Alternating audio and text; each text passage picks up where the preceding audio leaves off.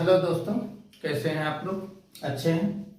चलो देखिए बेटा, आज का जो लेक्चर है उसमें हम डिस्कस करने वाले हैं थर्मोडायनामिक्स, और वो भी thermodynamics and physics.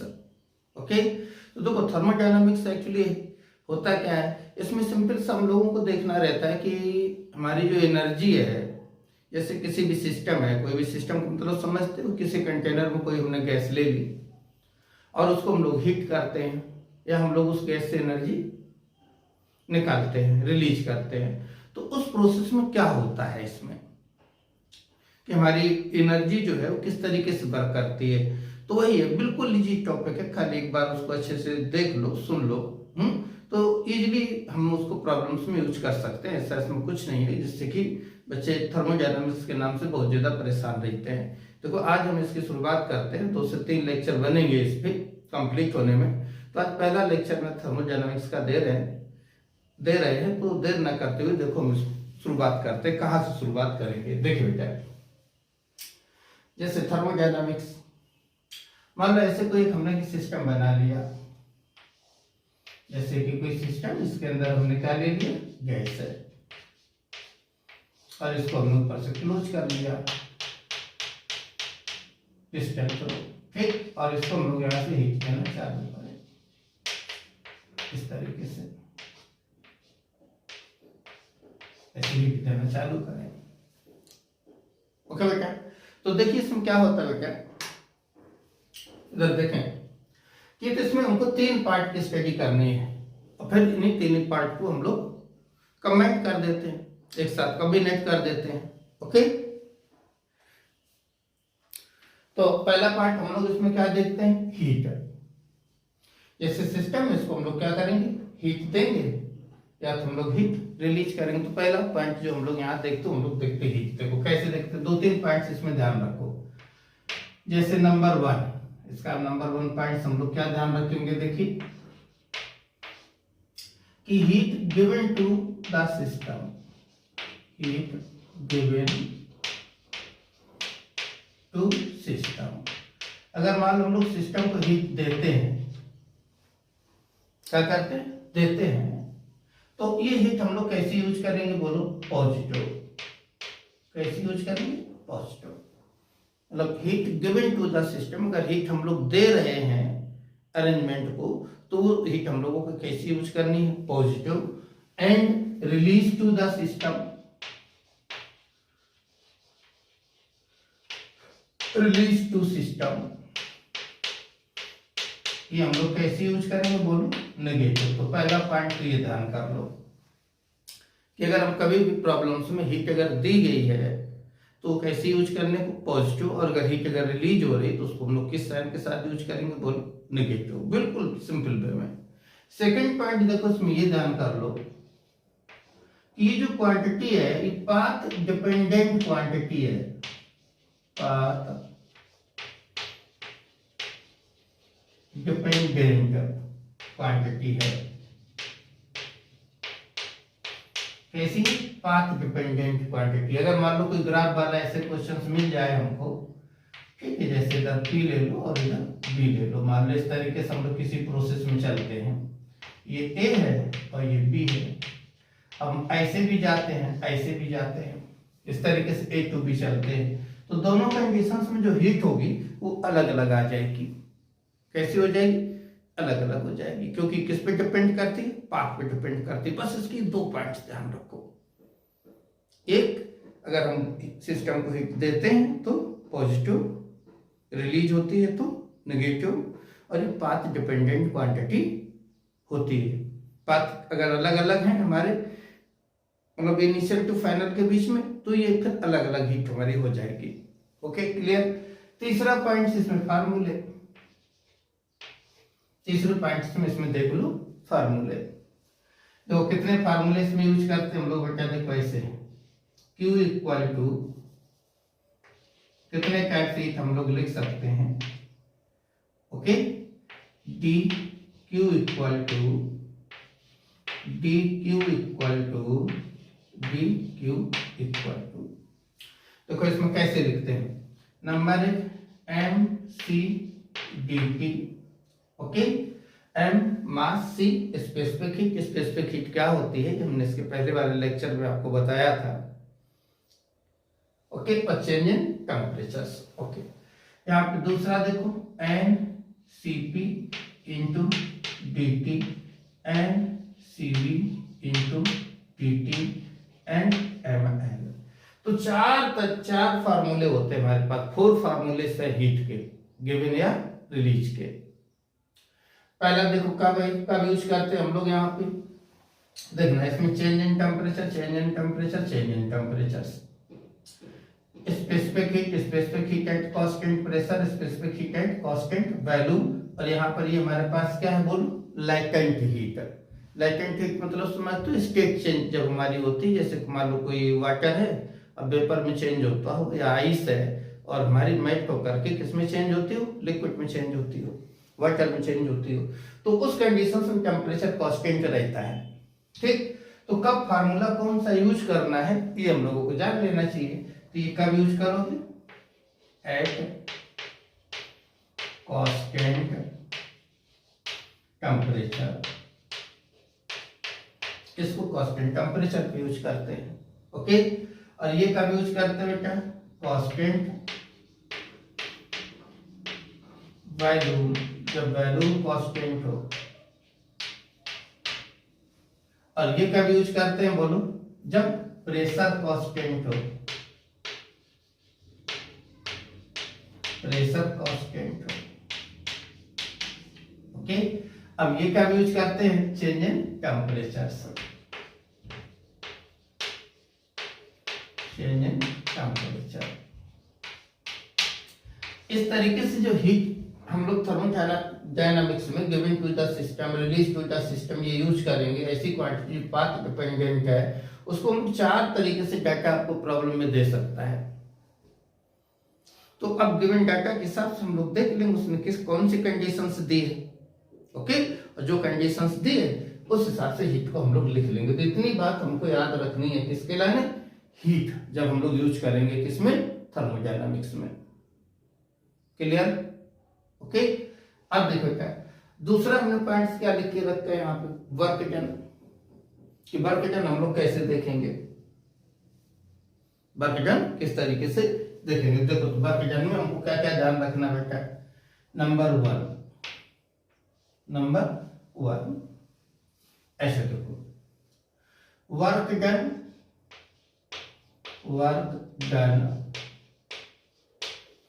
By the system. अगर बाय द सिस्टम बोल दे तो कैसा यूज करना, पॉजिटिव। यहाँ पे थोड़ा ध्यान देना, यहाँ थोड़ा ये ध्यान देना कि जब हम लोग केमिस्ट्री में थर्मोडायनामिक्स की बात करते हैं तो यहाँ थोड़ा अपोजिट रहता है। कैसा रहता है, अपोजिट रहता है, क्योंकि हम लोग विद सराउंडिंग पढ़ते हैं।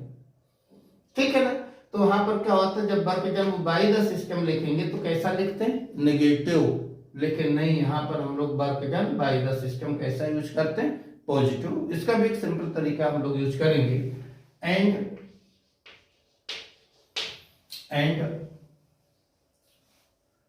ऑन द सिस्टम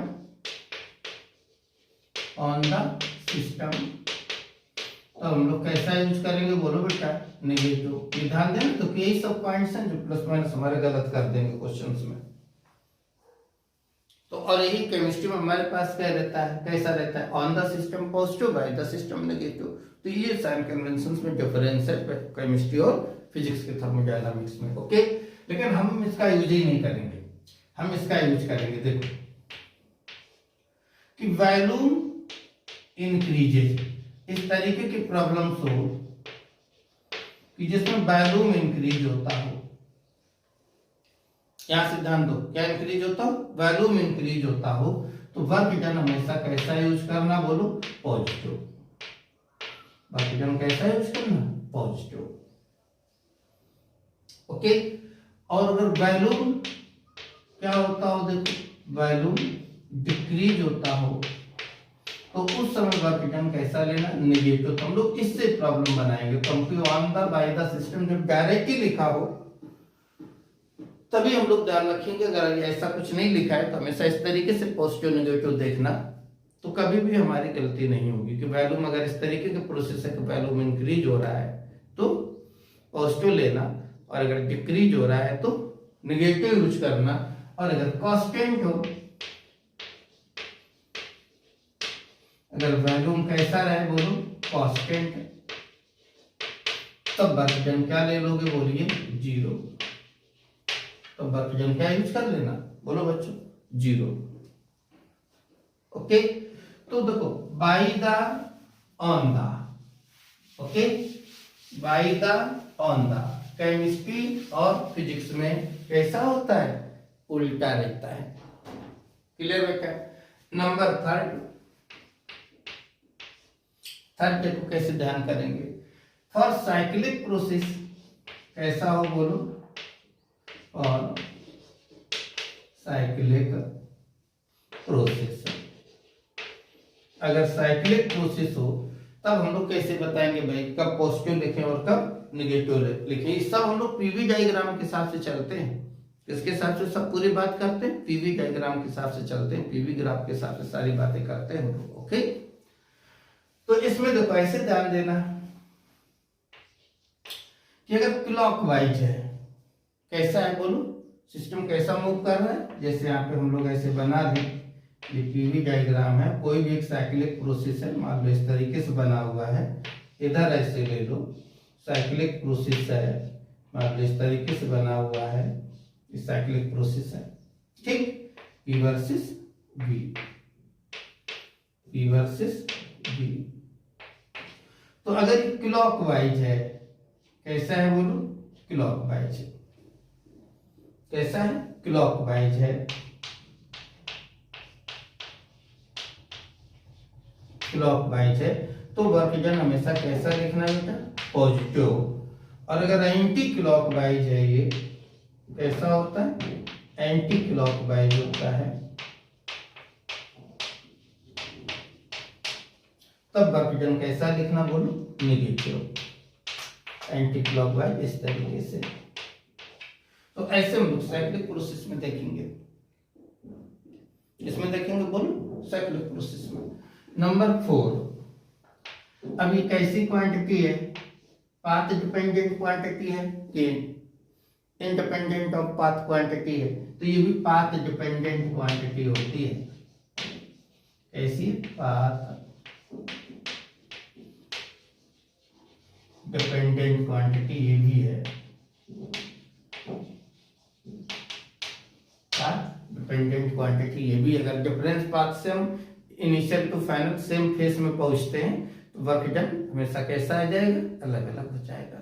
ओके बेटा, नेक्स्ट पॉइंट देख लो इसमें कि जो इम्पोर्टेंट है, यहां से हम बेसिक प्रॉब्लम्स जो ग्राफ के होते हैं हम लोग इसी जगह से सॉल्व करते हैं। वो ये देखो ध्यान रखो कि मतलब एरिया कवर्ड बाय, ये ध्यान देना पीवी ग्राफ लिखा है हमने, पीवी ग्राफ लिखा है, पी से वी पे देखेंगे, PV graph is equal to the work done.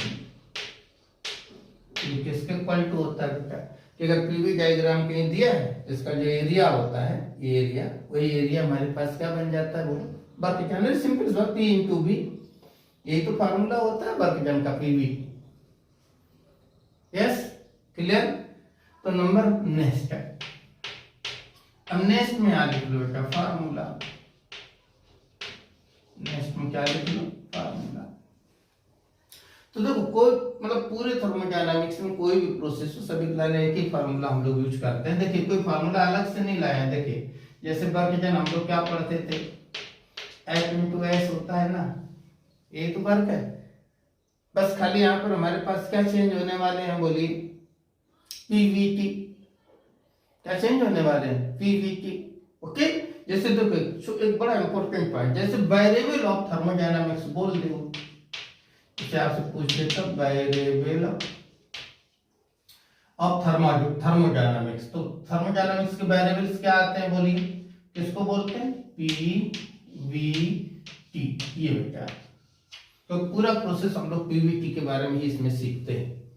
तो अगर ये बोल दे variable of thermodynamics will be और नीचे ऑप्शंस दे दे तो पीवीटी में से देख लेना कौन से दे रहा है, तीनों एक साथ दे रहा है तो ये आ जाता है वेरिएबल ऑफ थर्मोडायनामिक्स। ओके, तो देखो ये वर्क डन का फार्मूला हम लोगों ने मैकेनिक्स में पढ़ा है, लेकिन यहाँ पे वेरिएबल्स ये है। इसके फॉर्म में जाना देर में कैसे चेंज करते हैं, कुछ नहीं, इसमें ए से मल्टीपल करो, ए से डिवाइड कर दो, ए से मल्टीपल करो और इससे क्या कर दो, बोलो डिवाइड कर दो। ओके, तो देखना यहां से एफ बाई ए एक साथ कर लो और एस इंटू ए एक साथ कर लो, तो ये क्या बन जाता है पी, तो ये क्या बन जाता है वी। तो एक फार्मूला देखो हमारे पास यहां से बन जाता है। Okay clear. तो यहां से जो हम लोग फार्मूला याद रखेंगे, ऐसे याद रखेंगे पी इंटू डीवी। कोई भी प्रोसेस हो है पूरे थर्मोडायनामिक्स में जो जनरल फार्मूला होता है वो यही होता है, बस इसको अकॉर्डिंग टू कंडीशंस, जैसी जैसी कंडीशंस हमारे पास आएंगी वैसे हम इसको चेंज कर लेंगे अकॉर्डिंग टू गिवन वेरिएबल या अकॉर्डिंग टू गिवन कंडीशंस। बोलो बात इतनी क्लियर। तो इतनी सारी बातें हमको किसमें ध्यान रखनी है कि बाकी जाने थर्मोडायनामिक्स की जब हम लोग बात करेंगे तब हमको इतनी बातें ध्यान होनी चाहिए। यस, तो देखो हम लोगों ने किसकी बात कर ली, हीट की बात कर ली, किसकी बात कर ली, बोलो वर्क की बात कर ली।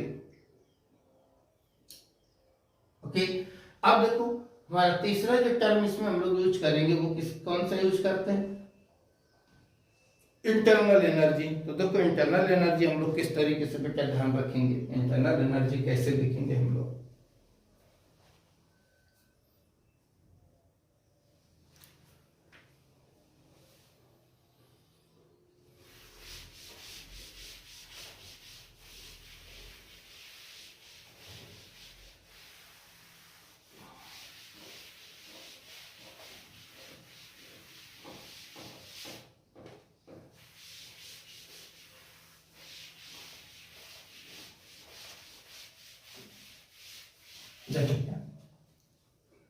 इंटरनल एनर्जी इधर लिखा हुआ है,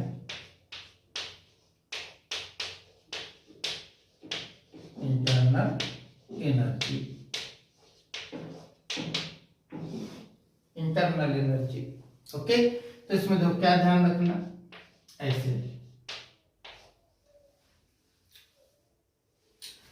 पहला पॉइंट कि ये जो क्वांटिटी है पाथ इंडिपेंडेंट क्वांटिटी है। कैसी है, पाथ इंडिपेंडेंट क्वांटिटी है।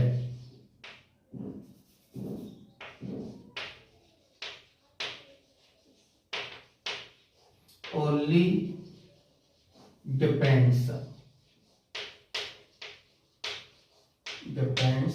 Initial and final position, initial and final position. Okay, ये इनिशियल एंड फाइनल पोजीशन पे डिपेंड करती पाथ के कैसे होती है बेटा, इंडिपेंडेंट क्वांटिटी रहती है, पाथ इंडिपेंडेंट क्वांटिटी है। सेकेंड पॉइंट इसमें क्या ध्यान कर लो कि फॉर ऑर्डिनरी गैस कैसे लिखोगे बेटा, for ordinary gas internal energy जो है, internal energy in the form of kinetic energy and potential energy both. अगर खाली ऐसे बोल दे, कोई ऑर्डिनरी गैस का नाम ले दे, ऐसी गैस है, कंडीशंस ना डाले कोई भी, फिर पूछ दे इंटरनल एनर्जी विल बी, तो कैसे आंसर दोगे, ओनली काइनेटिक एनर्जी बोलेगा, ओनली पोटेंशियल एनर्जी बोलेगा, बोथ मतलब काइनेटिक एंड पोटेंशियल एनर्जी, तो both kinetic and potential energy हमको ऑप्शन टिक करना है। Number third, for ideal gas, अगर इसने आइडियल गैस बोल दी, फॉर आइडियल गैस अगर इसने बोल दी आइडियल गैस बताओ, तो फॉर आइडियल गैस तब internal energy in the form of only kinetic energy, ये बेटे जरूर ध्यान रखना थ्योरी के लाने। अगर आइडियल गैस बोल दी तो खाली किसके फॉर्म में होती है, ओनली काइनेटिक एनर्जी के फॉर्म में, और ऑर्डिनरी गैस बोल रहा है तो इंटरनल एनर्जी दोनों फॉर्म में होती है, काइनेटिक एंड पोटेंशियल्स के फॉर्म में। बस बेटा नंबर 4 इसका फार्मूला देख लो। फार्मूला, तो फार्मूला हम लोग इंटरनल एनर्जी सिंबल कैसे लिखते हैं, NCV इंटू dt, क्योंकि वैल्यू कांस्टेंट जैसे हम लोग सिस्टम का कर देंगे वैसे ही एक्सटर्नल वर्क तो होगा नहीं, तो जो भी हम लोग उसको हीट देंगे टोटली हीट हमारी किस में जाती है, इंटरनल एनर्जी में, इसलिए इंटरनल एनर्जी का फार्मूला हम लोग ये लिखते हैं। हाँ अब इसको चेंज करके हम लोग लिख सकते हैं, मान लो इसको हमको R के फॉर्म में लिखना है तो कैसे लिखेंगे, जैसे देखो यहाँ पे ऐसे देख सकते हैं हम लोग, सिंस इसको ऐड भी कर लेना दिमाग में कि Cp माइनस Cv इक्वल टू क्या होता है, R, and gamma equal to हम लोग क्या लिखते हैं, Cp upon Cv, Cp upon Cv। तो भाई केटीजी हमने बताया नहीं है, थर्मोडायनामिक्स में बता रहा हूँ है, लेकिन आप लोगों ने तो केटीजी पढ़ा हुआ है, तो उसमें तो छोटे छोटे जो रिलेशंस हैं, मैं भी एक वीडियो बनाऊंगा पूरा, एक फुल सूट ऑफ केटीजी एक ही लेक्चर में हो जाता है पूरा, बहुत जल्दी बना के हम अपलोड करेंगे। अब अगर इन दोनों को लेके हम यहाँ पे Cv की वैल्यू निकाल लें, किसकी वैल्यू निकाल लें, Cv की, तो कैसे निकलती है, यहाँ से Cp की वैल्यू क्या निकाल लो, गामा इंटू Cv की वैल्यू रख दो, यहाँ से आ जाएगा हमारे पास Cv common, gamma minus 1 equal to R, तो Cv के स्थान पर हम लोग क्या पुट कर सकते हैं, R गामा। तो यहाँ पे इंटरनल एनर्जी हम लोग इस तरीके से भी लिख सकते थे, NR divided by gamma minus 1। अब भाई यही फिजिक्स से देखिए भाई बच्चों कि छोटे छोटे changes according to given data हम अपने फार्मूले में कर लें, ओके, यही फिजिक्स होती है। मीन्स हमारे देखो जैसे 9th 10th और जो हमारे पास 11 12 की फिजिक्स में क्या डिफरेंस है, देखो ये छोटा सा डिफरेंस होता है, कैसा कि वहां पे जो फार्मूले होते हैं उसको हम लोग क्या करते हैं, जो डाटा हमको दिए जाते हैं उस डाटा को हम लोग फार्मूले में पुट करते हैं। ये हमारे पास 9 8 9 10th का पैटर्न है, कोई फार्मूला उसने दे दिया, आपको डाटा दे दिया, उसमें रख दो, और जो वैल्यू नहीं दी है उसको फाइंड कर लो। लेकिन 11 12 में ऐसा नहीं है।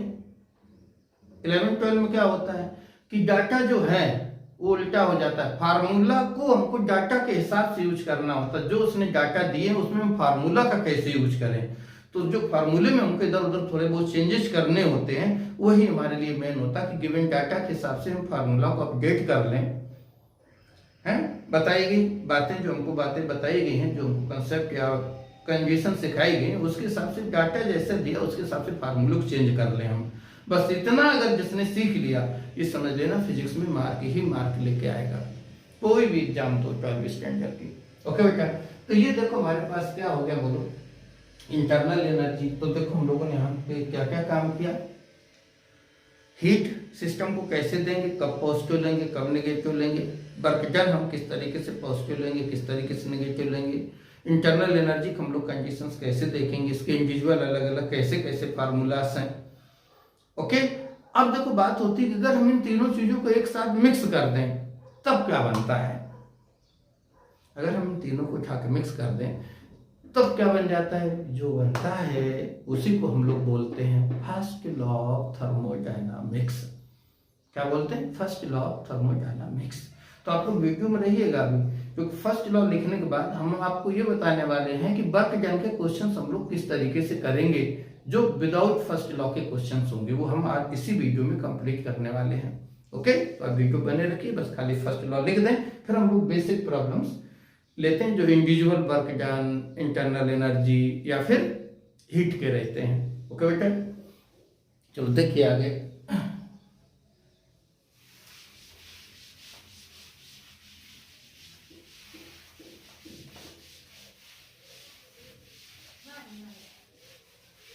अब देख लो फर्स्ट लॉ क्या होता है बेटा, अब यहां से देख लो, इसमें फर्स्ट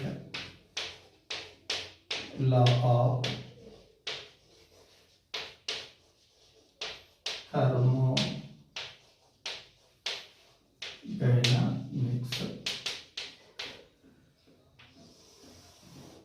तो कुछ नहीं, देखिए कि सिस्टम है, ओके,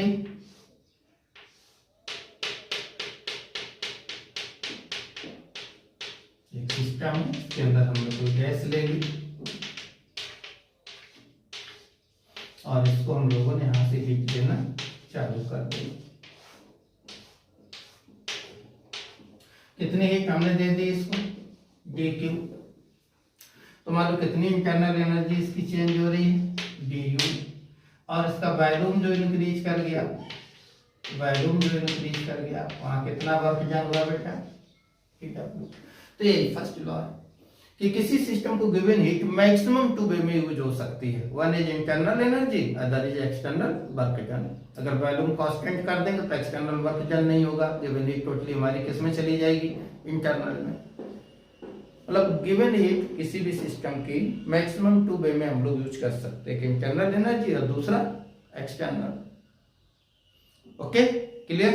तो देखो यहां से क्या आ जाएगा, इसी फर्स्ट लॉ बोलते हैं, गिवन हीट किसमें internal plus work done, this is called the first law. किस पे बेस्ड है ये, based conservation of energy,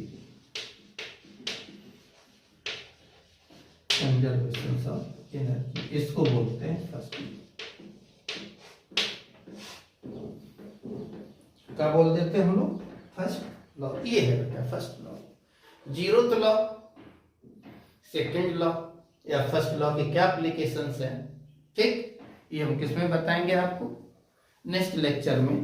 but इसमें अभी आप वीडियो करेंगे क्योंकि इसमें हम लोग सीखने वाले हैं कि डायरेक्ट वर्क डन के क्वेश्चंस हम लोग किस तरीके से करते हैं। ओके, चलो देखो हम लोग स्टार्ट करते हैं कि प्रॉब्लम्स कैसे पूछी जाएंगी हमारी जो डायरेक्ट आती हैं इसमें।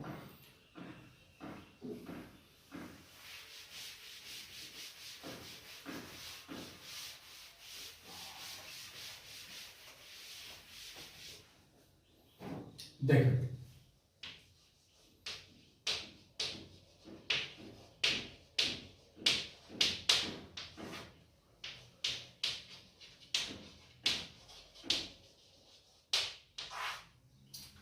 देखो यहाँ पे एक हम पहले कुछ ग्राफ बनाते हैं, मान लो पी वी, इधर वी पी,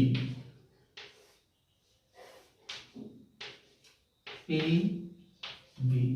मान लो ग्राफ इस तरीके से बना है,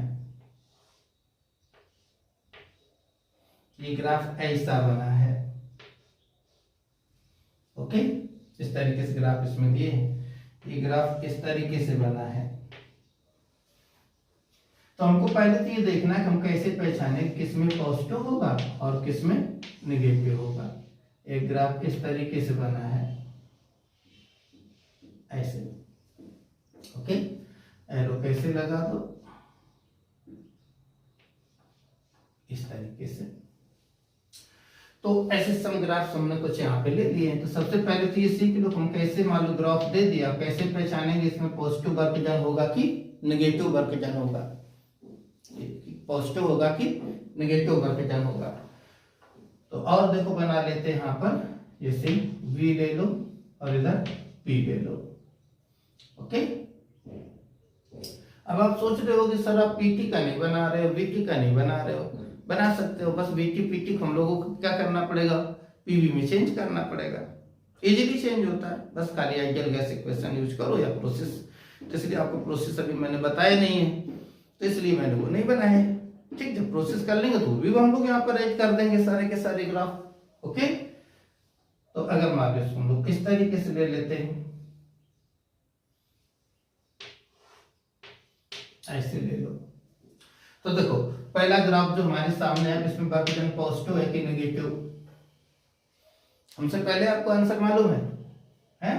तो कैसा होगा, यहाँ पे देखो वॉल्यूम पहले इधर था फिर इधर हो गया, वॉल्यूम क्या हो रहा है, इंक्रीज हो रहा है, तो कैसा वर्क डन होगा बोलो बेटा, इसमें भी देखो पहले वैल्यूम यहाँ है, फिर यहाँ इंक्रीज हो रहा है, तो कैसा वर्क डन होगा, पॉजिटिव, ऐसे पहचानेंगे।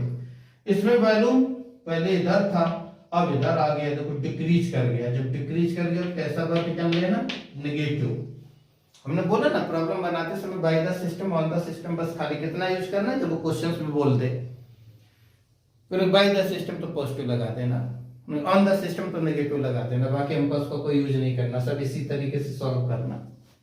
अब इसमें बोल रहा है कि पॉजिटिव की नेगेटिव, ये तो हाँ ठीक है, पहले वैल्यूम यहाँ था, यहाँ तक वैल्यूम देखो डिक्रीज कर गया, तो कैसा होगा बोलो, नेगेटिव। पहले हम लोग ये पहचानना सीख ले कि जब भी कोई ग्राफ मिले तो कब पॉजिटिव है और कब नेगेटिव है।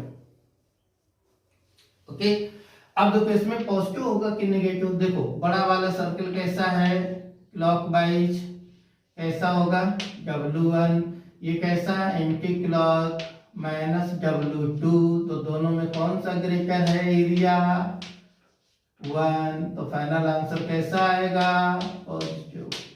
बात समझ में आई कुछ, यस या नो? तो इस तरीके से हम लोग पहले डिसाइड कर लेंगे कि कब हमारा वर्क डन पॉजिटिव होगा और कब कैसा होगा, बोलो बच्चों, नेगेटिव। ओके, अब देखो इस पे कुछ प्रॉब्लम्स कर रहे हैं, जैसे मान लो यहाँ पर ऐसे दे देता है ये,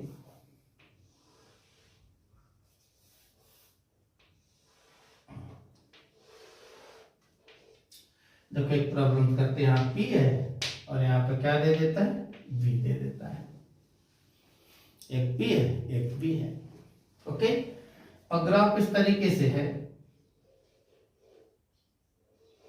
ऐसे ग्राफ बना देता है, ये डायरेक्ट है, जो डायरेक्ट वर्क डन हमको ग्राफ के हिसाब से लिखना है PV VT है, तो V है, तो उसकी प्रॉब्लम्स हम लोग यहाँ पे बना रहे हैं।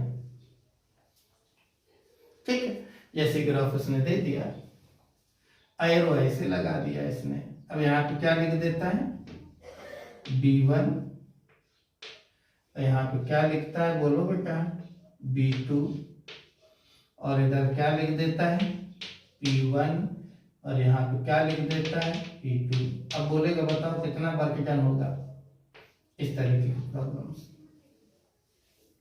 अब यहाँ न्यूमेरिकली डाटा भी बोल सकता था, इतना है इतना है इतना है इतना है, तो अब कुछ वर्क डन बताओ इसका। डिफरेंट तरीके के जो भी ग्राफ आपके सामने आ जाएंगे P वर्सेस V, और डायरेक्ट आपसे अगर वर्क डन पूछ लेता है तो आपको इसी तरीके से लिखना है।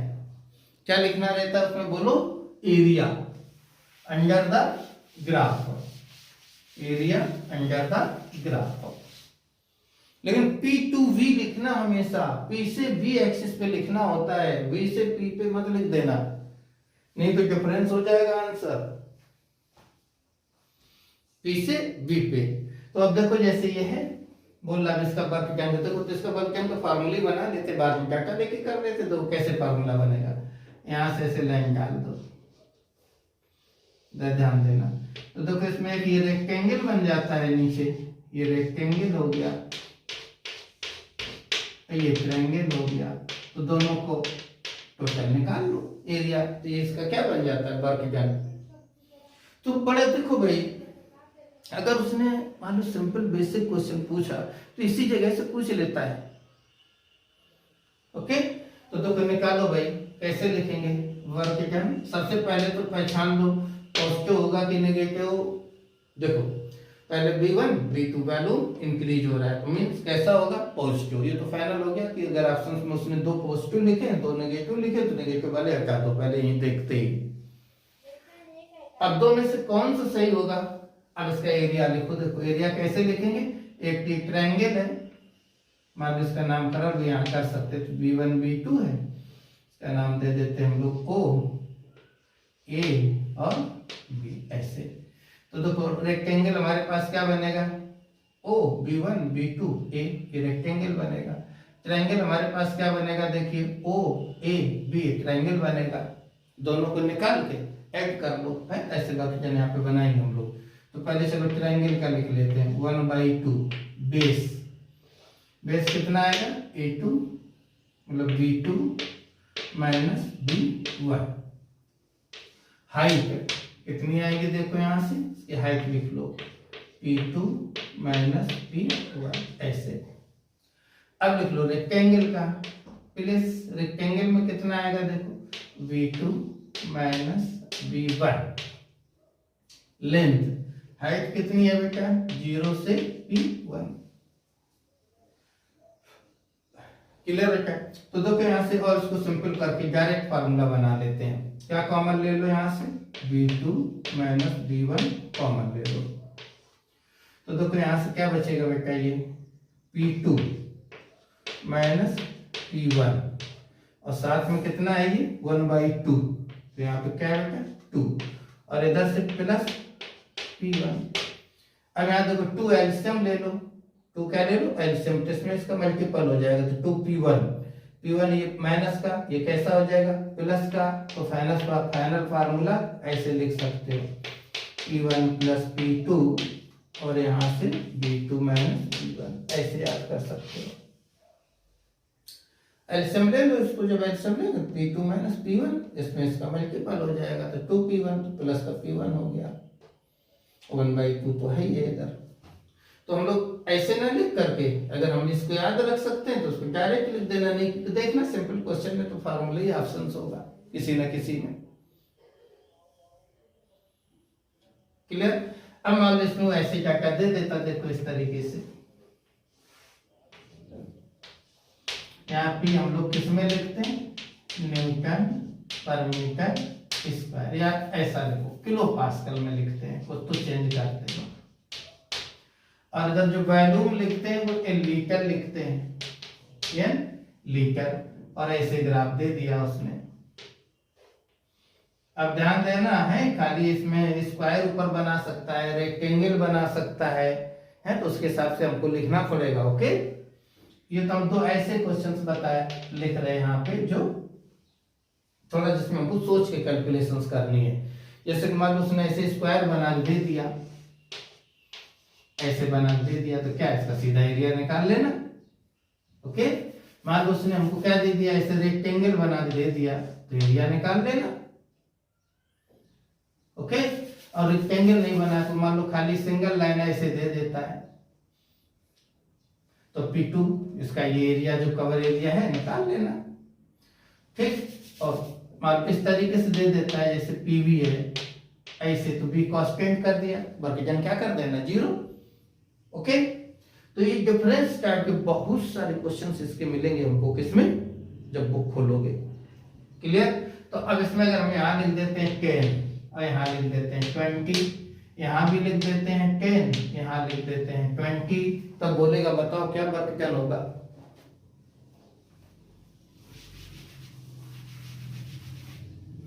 क्या वर्गीजन आएगा, ध्यान देना, इधर हमने लीटर लिखा है, इधर लिखा है किलो पास्कल।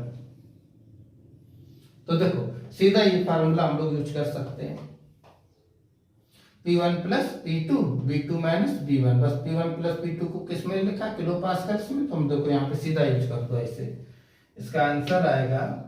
अब इसमें पॉजिटिव होगा कि नेगेटिव पता नहीं, क्योंकि एरो ही नहीं लगा ना। तो जब एरो लगाएंगे तभी तो बताएंगे। अब पॉजिटिव होगा क्योंकि वैल्यू इंक्रीज हो रहा है। तो यहाँ से कैसे लिखोगे 1/2 P1 plus P2 10 plus 20, but किसमें है किलो पास्कल्स में, तो इसको किसमें चेंज करो पास्कल्स में। ओके, और यहाँ से इंटू 20 माइनस 10 किसमें दिया है लीटर में, और 1 लीटर इक्वल टू कितने मीटर क्यूब होता है 10 टू पावर माइनस 3, यहाँ पे इंटू 10 टू पावर माइनस 3 आ गया टोटल जूल में।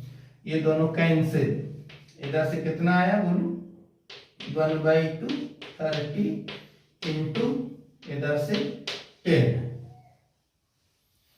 30 इंटू 10, इससे इसको कैंसिल कर दो 5, तो आंसर आ गया 152।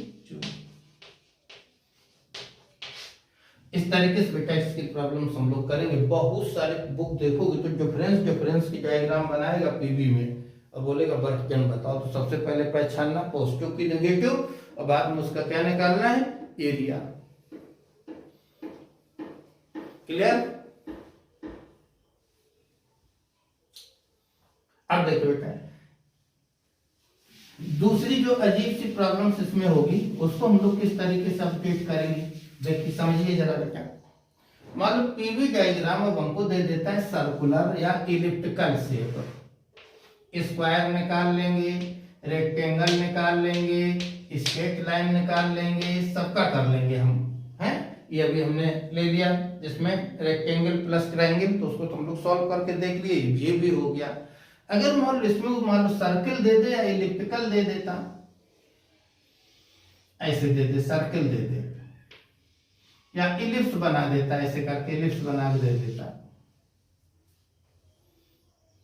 तो उस समय वर्कजन पूछता, तब हम कैसे उसको सॉल्व करते। देखो तब हम लोग क्या टेक्निक अप्लाई करेंगे इसमें, इलिप्टिकल हो या फिर वो सर्कुलर हो, ठीक। तो देखो यहां से मान लो सर्कल उसने दे दिया, तो यहाँ पर ऐसे डाटा देगा, ये B1, इधर क्या बेटा B2, इधर देखो इधर P1 और इधर बोलो बेटा क्या P2। अब इसमें पॉजिटिव नेगेटिव लाइन देखना पड़ेगा, उसकी डायरेक्शन क्लॉकवाइज बोल रहा है कि एंटी क्लॉकवाइज बोल रहा है, क्लॉकवाइज है कि एंटी क्लॉकवाइज है, तो इसमें हम एंटी क्लॉकवाइज लगा देते हैं, ये लो। तो जब एंटी क्लॉकवाइज एरो लगा दोगे तो वर्कजन कैसा हो जाएगा, नेगेटिव। नेगेटिव पॉजिटिव तो हम बाद में लगाएंगे, पहले तो मैग्नीट्यूड सॉल्व करेंगे। ओके बच्चों, तो चलो देखो अगर ऐसा आ जाए तब वर्कजन मतलब एरिया लिखने का रूल वही है, सर्कल के एरिया कैसे लिखते हैं, पाई आर स्क्वायर, बट इसको हम लोग ऐसे ना यूज करके इसको ऐसे लिखेंगे, पाई R1 R2। एक रेडियस हमको किस पे लेनी है, V पे, वॉल्यूम एक्सिस पे, और एक रेडियस हमको किस पे लेनी है, प्रेशर एक्सिस पे। तो ये हमारे पास सर्कुलर शेप है तब भी आ जाएगा, और इलिप्टिकल शेप है तब भी फार्मूला यूज हो जाएगा। तो यहाँ पर ऐसे फार्मूला यूज करना बेटा, पाई यहाँ से P2 माइनस P1 क्या बन गया, P2 माइनस P1 डायमीटर बन गया, और डिवाइड कर दो तो रेडियस।